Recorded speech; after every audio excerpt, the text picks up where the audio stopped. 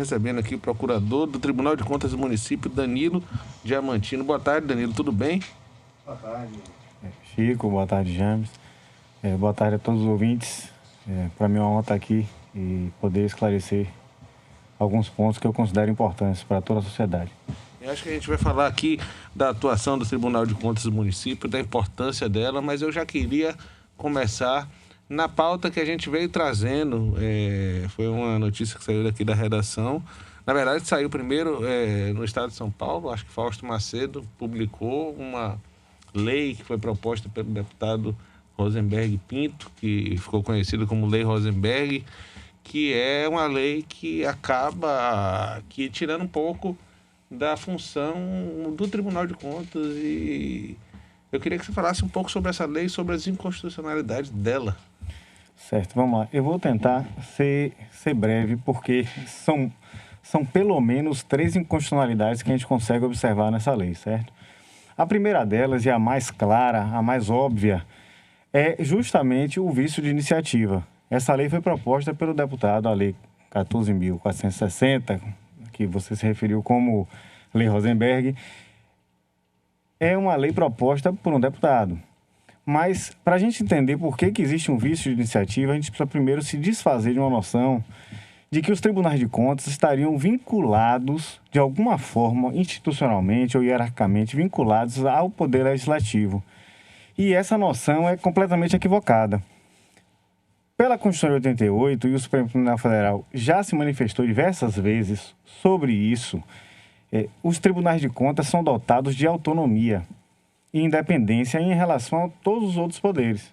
Então, o Tribunal de Contas não está vinculado ao Legislativo, não está vinculado ao Judiciário, nem ao Executivo.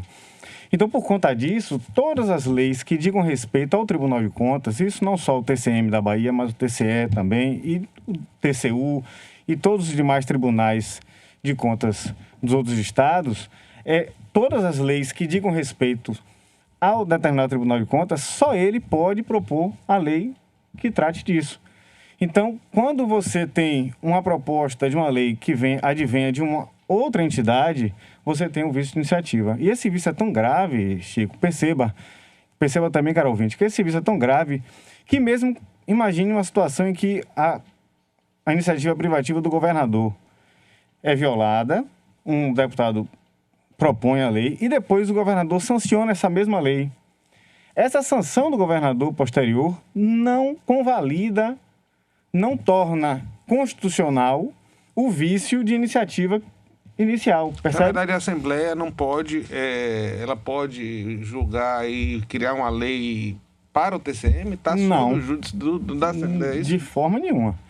De forma nenhuma. Veja, como eu disse, da mesma forma que, um exemplo, o presidente do Tribunal de Justiça não pode propor uma lei que seja na esfera privativa do Poder Executivo, o Poder Legislativo não pode propor uma lei que diga respeito ao Tribunal de Contas.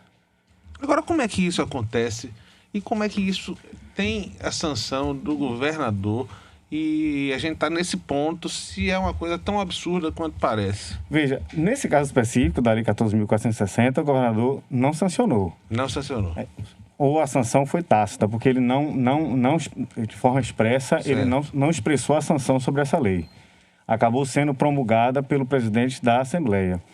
Isso não é uma coisa tão incomum, tanto não é incomum que o Tribunal Supremo já se manifestou em diversas ocasiões declarando a inconstitucionalidade de outras leis em outros estados por conta da mesma circunstância, entende? Pode continuar. Na verdade é o seguinte, além disso, foi promulgada uma lei ordinária. A lei ordinária é aprovada por maioria simples, ou seja, a maioria dos deputados presentes na sessão de julgamento. No entanto, a Constituição do Estado da Bahia determina ou avoca que essa lei esse assunto seja regulamentado através de lei complementar, que demanda uma aprovação por maioria absoluta dos membros da Casa Legislativa. Então, isso aí é mais uma inconstitucionalidade que podemos apontar. E, por fim, a meu ver, e aí a mais grave, por ser uma questão não só formal, do processo legislativo, iniciativa e o quórum de aprovação, é com relação à matéria. Porque a Constituição Federal e a Constituição do Estado da Bahia, quando regulamentam a aplicação de multa pelo TCM, o que é que elas dizem? Diz o seguinte: a multa será aplicada quando houver ilegalidade na despesa ou irregularidade das contas, mesmo que essa circunstância não advenha do dolo, que no direito significa mesmo que não tenha a intenção de praticar a ilegalidade. E que a multa será proporcional ao dano, mesmo que esse dano não se converta, vamos dizer assim, em benefício do gestor que o causou.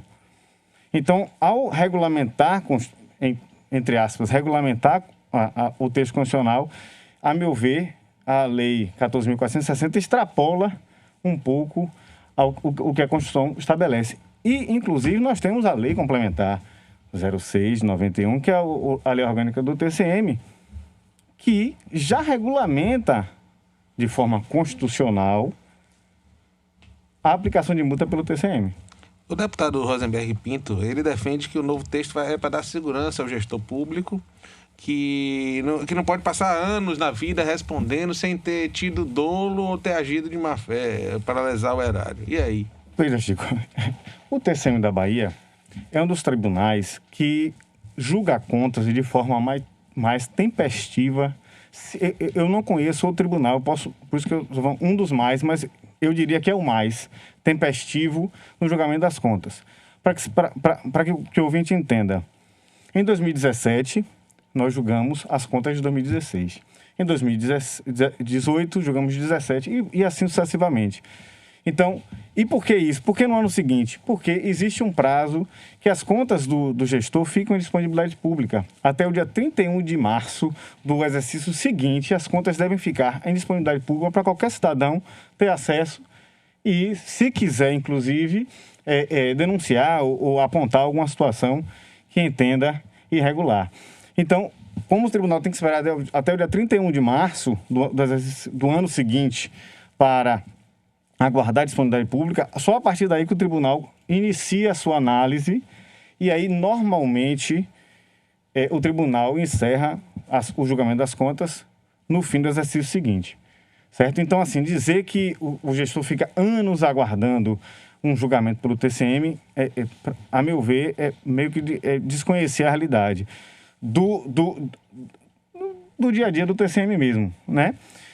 E outra coisa, o ordenamento jurídico brasileiro já possui diversos instrumentos que asseguram ao jurisdicionado do TCM a segurança jurídica. Eu posso citar diversos.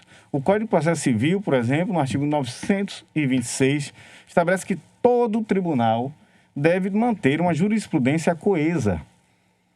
E essa obrigação do tribunal é concretizado num instrumento que existe no regimento interno do TCM, chamado incidente de uniformização de jurisprudência. Ou seja, se em dada circunstância o tribunal toma decisões divergentes, diferentes, o jurisdicionado que se entende injustiçado, vamos dizer assim, pode, não, peraí, naquele outro caso, idêntico ao meu, você adotou uma posição diferente. Eu quero que você adote para mim também o mesmo posicionamento.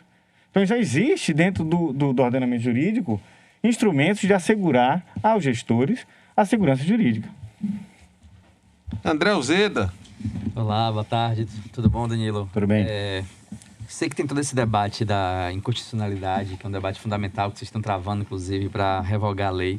Mas eu queria que a gente discutisse assim, os efeitos práticos dela. A gente fez uma reportagem no Jornal da Metrópole falando do funcionamento do tribunal dos últimos 5 anos.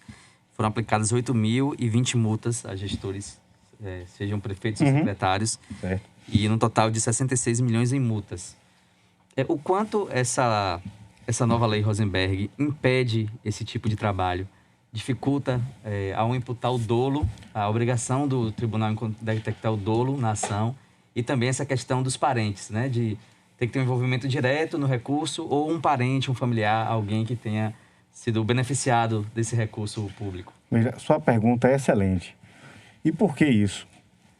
Porque, perceba, na verdade, ainda que a intenção inicial tenha sido assegurar algum tipo de segurança jurídica aos gestores, na verdade, uma vez aplicada essa lei, o tribunal, na verdade, fica impossibilitado, na verdade, na prática, impossibilita o tribunal de aplicar multas. E por que isso?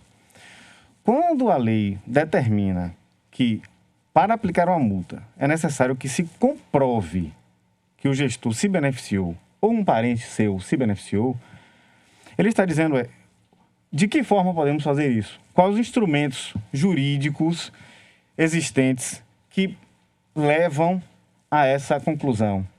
Primeiro, quebra de sigilo bancário. Quem pode decretar quebra de sigilo bancário é só o Poder Judiciário. Isso, quem disse é a Constituição. A Constituição determina. A quebra do sigilo bancário só ocorre por determinação judicial. O Tribunal de Contas não pode fazer isso. Então, não teria como o tribunal comprovar, veja que não é nenhum caso de indícios de beneficiamento, é comprovação. Então, isso só se dá, uma das formas seria quebra de sigilo bancário. A outra forma possível seria uma delação premiada, que também só ocorre na esfera do Poder Judiciário. Então, quando você diz que um gestor que dolosamente lesou o erário e se beneficiou, isso, na verdade, é dizer, só se poderia aplicar multa aos gestores literalmente criminosos, os gestores corruptos, ou que se apropriaram de bens públicos, literalmente se apropriaram de bens públicos. Só que a função do Tribunal de Contas vai muito além disso, gente. O Tribunal de Contas tem a função de fiscalizar não só a legalidade, mas a legitimidade e a economicidade dos gastos públicos. E garantir que o erário, o dinheiro público e os bens públicos vão ser bem utilizados. Essa é a função do Tribunal de Contas de forma bem sucinta e resumida. Então, você dizer assim, só o gestor que é criminoso pode ser multado, na verdade, o tribunal só poderia multar quando e isso acontece, vamos dizer assim, quando acontece uma operação da Polícia Federal, que a Polícia Federal posteriormente,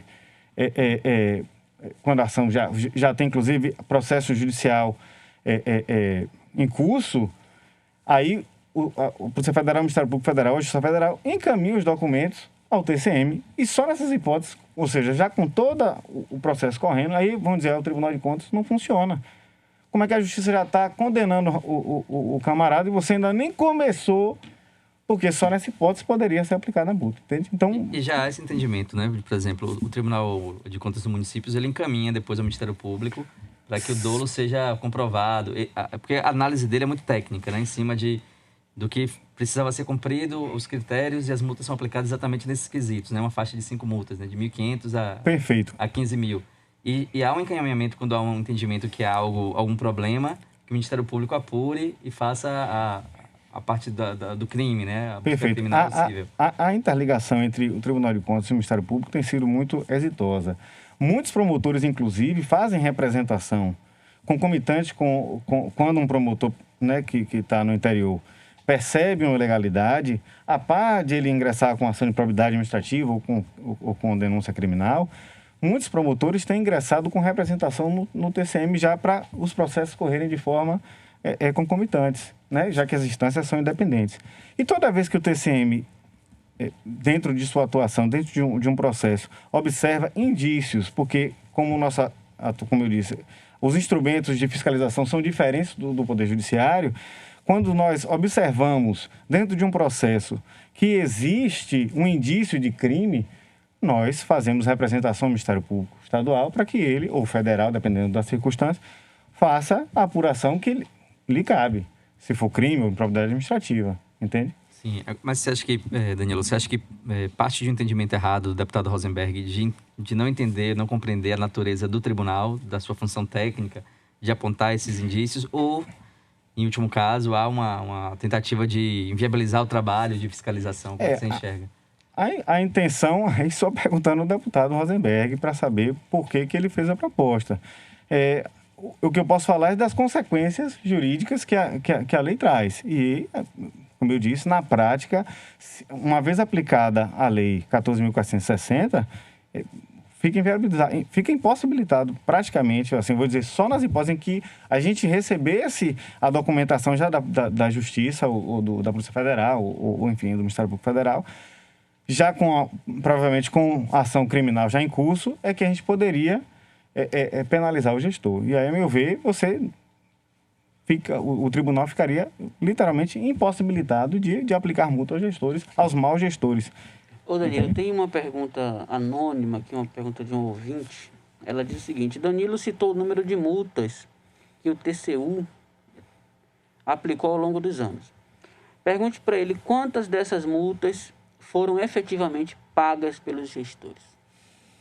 Olha, na verdade, quem citou as multas foi André. Isso. Não fui eu. Eu não tenho de cabeça quantas multas foram aplicadas. São 8.020 nos últimos 5 anos. Pronto. Total de 66 milhões. Na verdade, a competência para cobrar essas multas é do próprio órgão municipal, porque essas multas são revertidas em benefício do município. Então, você imagine o prefeito de determinada cidade recebe uma multa do TCM e ele vai lá e paga. Esse recurso vai para o município. Não vai para o Estado, não vai para o TCM, não vai para o município que foi, entre aspas, de certa forma, lesado. Agora, o que eu posso dizer ao ouvinte que fez a pergunta é o seguinte: o TCM exige que essa multa seja paga.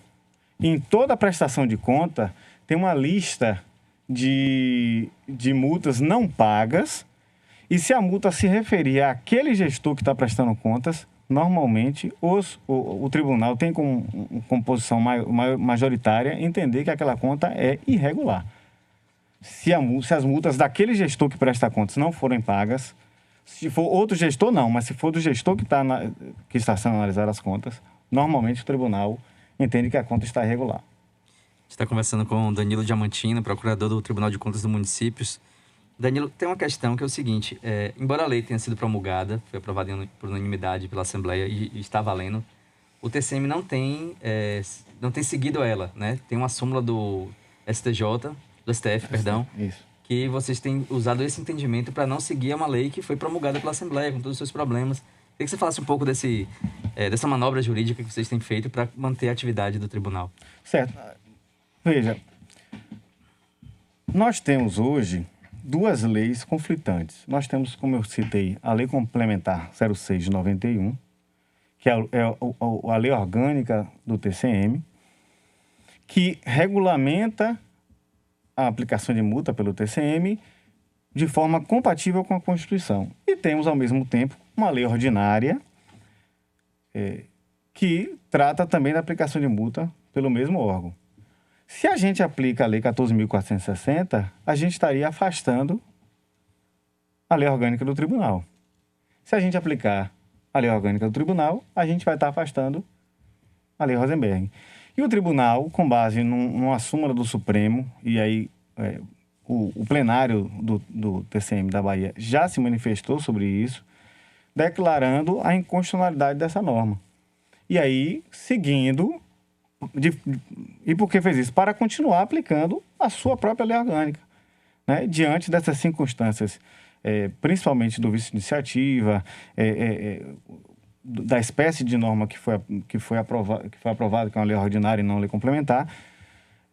E, a meu ver, e aí é um entendimento pessoal, eu não conversei com nenhum outro colega, nem conselheiro, sobre especificamente essa irregularidade, mas, a meu ver, existe uma incompatibilidade mesmo com a Constituição, por, a meu ver, extrapolar um pouco do que a Constituição determinou. A gente tem uma Ave Maria agora, né?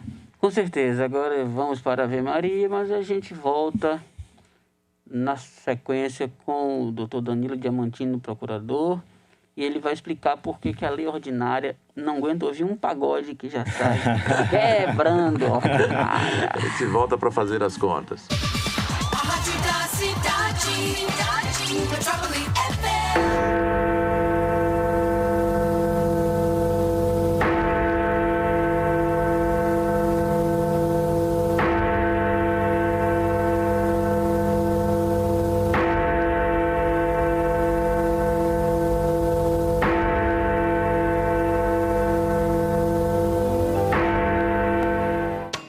Santa Maria, Mãe de Deus.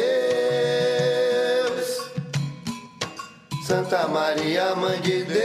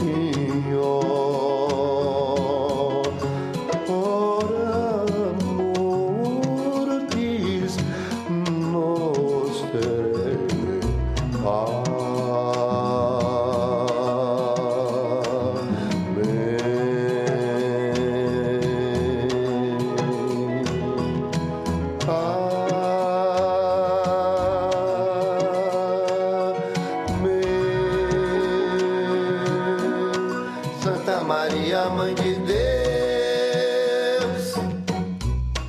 Santa Maria, Mãe de Deus. A rádio da cidade. Metrópole FM. Jornal da Cidade. 6:04, André Uzeda. Eu quero crer que não cometi um pecado. Não é por isso que eu vou pro inferno. Mas eu fiz uma confusão. Eu tô viajando na maionese que hoje é sexta-feira e coloquei Jerônimo. Ainda acontece. bem, né? Se eu coloco lambada de delícia com Jerônimo, seria mais complicado. O importante já foi restabelecida a Então, ordem. perdão pro pessoal aí que queria ouvir hoje a Ave Maria do Candial. Amanhã a gente faz Joguei a troca. Jerônimo, James. Foi mesmo, Val? Foi. Então, sexta-feira, pô. Falei, fique longe das drogas.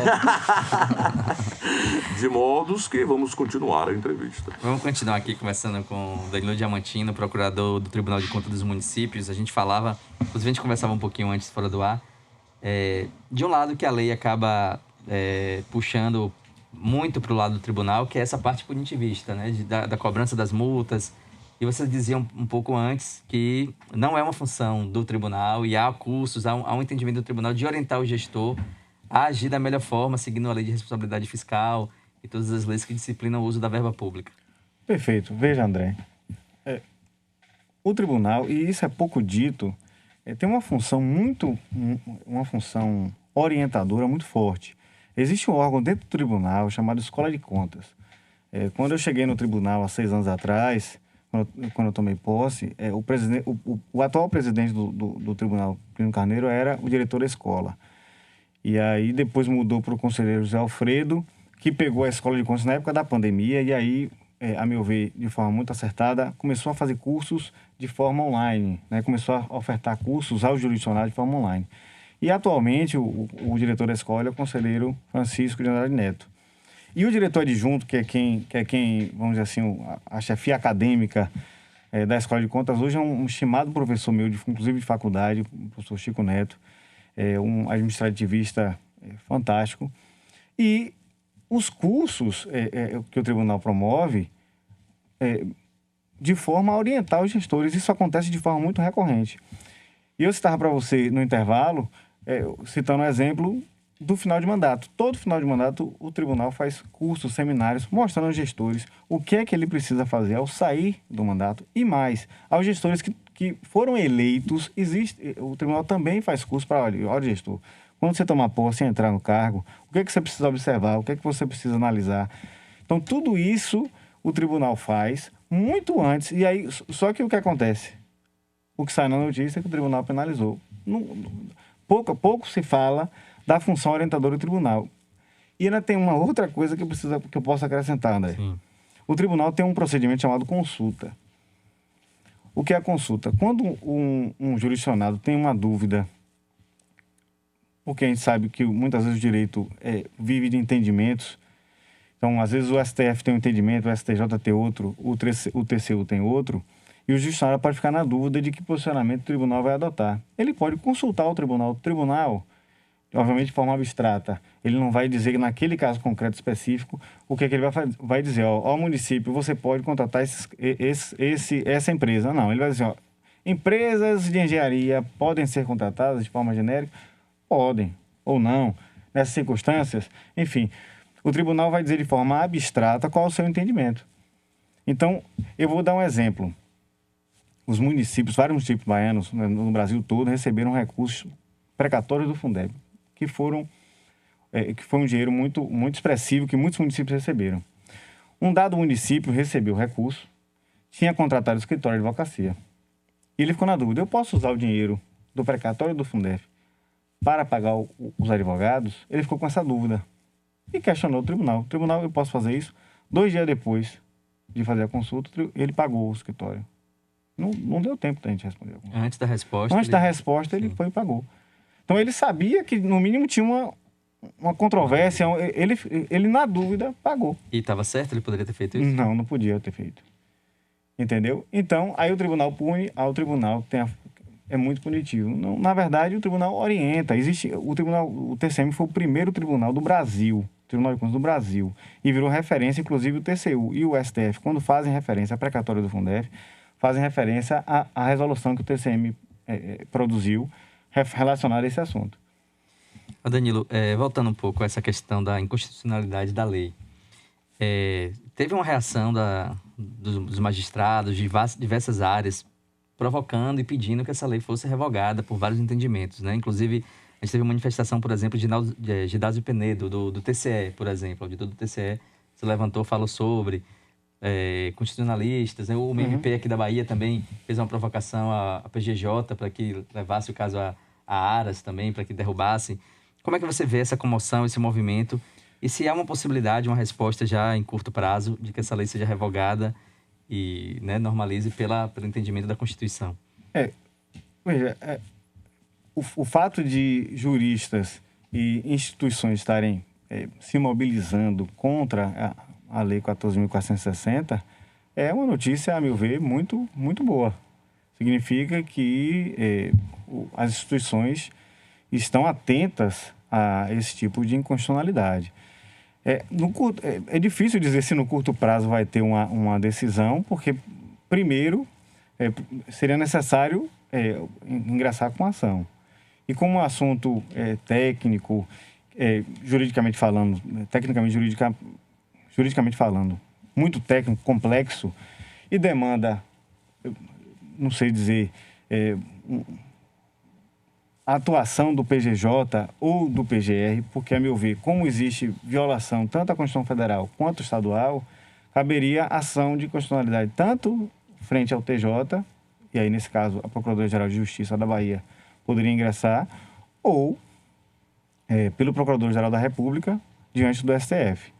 Então, caberia a esses órgãos, né, tomar a frente e ingressar com ação e ao Judiciário, para ter uma resposta rápida, dar uma cautelar na ação direta em constitucionalidade, suspendendo os efeitos dessa lei. Eu não sei se você tem essa informação, mas chegou até a gente, por exemplo, que ela é uma lei inédita no Brasil. Nenhuma federação teria adotado um modelo parecido. E aí faz a gente questionar, assim, como é que essa lei passou, por exemplo, pela CCJ da Assembleia, né? Como é que foi aprovada, se ela tinha um flagrante ataque à Constituição, tanto a do Estado, né, estadual, a Constituição estadual, quanto também a federal. Confesso a você que eu não saberia lhe dizer como passou. Eu sei que passou e a gente tem que agora enfrentar as consequências dela. E eu acho que o TCM tem dado uma resposta efetiva. Declarou pelo seu pleno a inconstitucionalidade e vai continuar aplicando as multas baseado na sua lei orgânica, que é compatível com a Constituição e com as duas Constituições, tanto estadual quanto federal. Tem um caso, fugindo um pouco já dessa questão da Lei Rosenberg, mas também seria afetada por ela, e é um caso que a gente tem acompanhado muito aqui na metrópole. Outros veículos de comunicação também estão bem debruçados sobre esse assunto. Referente à punição do ex-prefeito João Henrique Barradas Carneiro e também do secretário João Carlos Bacelar. Eles, em primeira instância, foram condenados por desvios, né, por um contrato fraudulento em relação à ONG Pierre Bourdieu. Em primeira instância já foi, né, condenado. Isso. Esse recurso foi um recurso agora que eles entraram com recurso e o conselheiro Nelson Pellegrino pediu vistas. Perfeito. Esse prazo de 90 dias já está bem perto de expirar. A gente traz até uma matéria na Metrópole, no Jornal da Metrópole, sobre isso. E eu queria saber, assim, duas questões. Primeiro, como é que anda esse julgamento? O que acontece depois desse período de vistas, né, de 90 dias? Como é que seria o andamento? E segundo, o quanto essa lei Rosenberg poderia afetar uma ação como essa, né? O andamento de uma ação como essa que traz, de acordo com a auditoria de vocês, prejuízos muito significativos aos recursos públicos. Veja, sobre o processo em si, eu não posso falar muito, porque o processo ainda está em curso. E aí eu ficaria impedido de me manifestar nesse processo. O que eu posso lhe dizer é que esse prazo de 90 dias não é peremptório, né? É uma referência que o relator do processo, ou o conselheiro que pediu vista, é uma referência que a gente tem para analisar. Como é um caso bastante complexo, que envolve muitos recursos, eu não sei lhe dizer quanto tempo o vistor, vamos como a gente chama, né? O vistor vai trazer ao plenário. A gente já tem, só interrompendo, a gente já tem 100 dias nas mãos de Pellegrino, desde que ele pediu vistas. Mas tem um período ali do recesso, né? Isso, ficaram suspensos os prazos. Suspende esse prazo. Isso. Mas, de qualquer forma, assim, já é um período muito extenso. Ele chegou a dizer, inclusive pra gente na metrópole, que não usaria todo o prazo disponível, né? daria seu parecer enquanto antes, mas assim, a gente faltando 21 dias para o fim do prazo, e falta esse entendimento também, o que é que acontece depois, né? Ele dando parecer, como é que... Veja, a tem um boa andamento. notícia é que, assim, no primeiro julgamento foi aplicado ressarcimento. E o ressarcimento, pela Constituição, artigo 37, parágrafo 6º, as determinações de ressarcimento são imprescritíveis. Então, se daqui a esse processo levar mais 5 anos para ser julgado, o dinheiro que eventualmente for reconhecidamente para ser ressarcido aos cofres públicos, não haveria o que a gente no direito chama de prescrição. Com a correção dos 5 anos. Né? Obviamente. Entendeu? Então, por se tratar de um valor expressivo, o tribunal, só mostrando mais uma vez o cuidado que o tribunal tem para aplicar sanções aos gestores que gerem de forma equivocada, o tribunal está sendo cauteloso. Eu acredito que o conselheiro está sendo cauteloso ao analisar o processo antes de colocá-lo novamente em pauta para julgamento. Certo, mas enquanto essa questão, assim, quanto essa punição não aconteceria se a Lei Rosenberg, por exemplo, tivesse sido promulgada nesse caso antes? específico, eu acho que a lei não incidiria, porque por se tratar de prefeito, a lei 14.460, na verdade, ela trata de julgamento de contas. E aí, como o tribunal não julga contas de prefeito, e aí a gente não estaria dentro de um processo de contas, e sim de uma auditoria, não haveria incidência da lei. Então, poderia aplicar multa normalmente e aplicar o ressarcimento também, determinar o ressarcimento aos cofres públicos também, nesse caso específico da auditoria, a lei 14.460 não interferiria na aplicação da penalidade. Certo. Uma última pergunta, Danilo. Tranquilo. A gente está conversando com o Danilo Diamantino, procurador do Tribunal de Contas dos Municípios. Você falou muito que há um entendimento, né, de que, claro que isso já entra muito na seara política, que como essa lei foi aprovada na Assembleia, por unanimidade, muitos deputados, todos os deputados que estavam presentes no plenário aprovaram, que há um entendimento que os deputados, muitos deles têm os prefeitos e secretários como cabos eleitorais. E haveria uma certa proteção desses deputados, de alguns, ou parte deles, de encobrir o julgamento desses prefeitos, porque eles têm alianças políticas, né, recursos, enfim. Eu sei que o tribunal é uma análise muito técnica, mas essa parte política sempre interfere muito. Como é que você vê isso? Você acha que procede, de fato, esse tipo de entendimento? Veja, eu não vejo tanto, como eu expliquei, talvez eu vou tentar ser um pouco mais claro. A Lei 14.460 não atinge o julgamento de contas de prefeito. Ela atinge mais as contas de presidente de Câmara de Vereadores e os repasses dos municípios a entidades sem fins lucrativos. Essa seria, na verdade, esse seria o escopo da Lei 14.460, porque como o tribunal, o TCM não tem a competência constitucional, isso quem determinou quem interpretou dessa forma foi o Supremo, que o TCM, no caso específico, né, o TCM não teria competência para julgar as contas do prefeito. Quem teria essa competência é a Câmara de Vereadores. O tribunal emite um parecer prévio nas contas do prefeito e tanto que o gestor só fica inelegível, os prefeitos que tiverem contas consideradas irregulares ou rejeitadas só serão considerados inelegíveis quando a Câmara de Vereadores aprovar o parecer prévio do TCM. Parte do TCM, mas o julgamento acaba sendo político na Câmara de Vereadores. Na Câmara de Vereadores. Esse foi o entendimento que o Supremo... Quem fez esse redesenho, vamos dizer assim, porque antes existia uma separação de contas de governo ser competência da Câmara e contas de gestão ser da competência dos tribunais de contas. O Supremo, numa decisão recente, disse, olha, tanto conta de governo como conta de gestão, se for de prefeito, a competência, com base no artigo 31 da Constituição, a competência para julgar é da Câmara de Vereadores. O Tribunal de Contas só vai emitir um parecer prévio. Então, com base nesse parecer prévio, é que a Câmara precisa, para rejeitar, ou seja, para não seguir, precisa de pelo menos 2/3 da Câmara de Vereadores para rejeitar o parecer prévio. E aí, imaginando a situação, rejeitou. Precisa de 2/3 para aprovar essas contas. Pelo menos 2/3 para aprovar essas contas pela Câmara de Vereadores, que é quem tem a competência para fazer o julgamento. Certo. A gente conversou com Danilo Diamantino, procurador do Tribunal de Contas dos Municípios, esclareceu aqui as questões da Lei Rosenberg, essa polêmica também, também das contas do ex-prefeito João Henrique. Muito obrigado, viu, Danilo? Obrigado a vocês, obrigado ouvintes. Agradecer mais uma vez o convite e me colocar à disposição para futuras oportunidades. Um abraço.